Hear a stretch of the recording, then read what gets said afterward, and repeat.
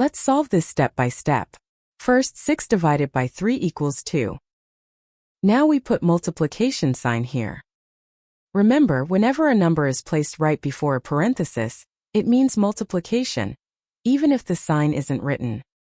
Now we bring down remaining values as it is.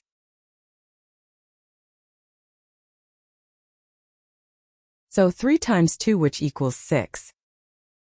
And 6 divided by 6 gives us 1. But this answer is not correct, because according to the order of operations, that's PEMDAS.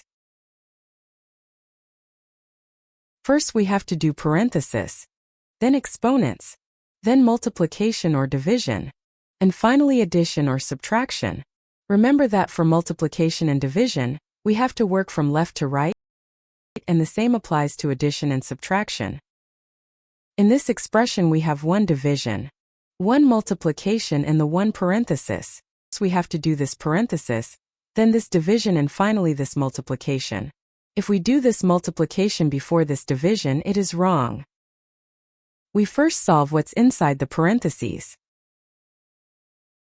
Inside the parentheses, 6 divided by 3 equals 2. So now our expression becomes 6 divided by 3 times 2.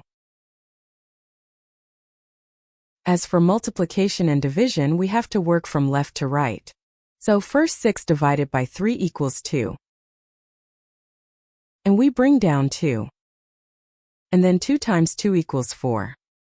Therefore, our final answer to this problem is 4. Comment if you got it. Subscribe now to IQ Surge and keep your brain getting smarter every day.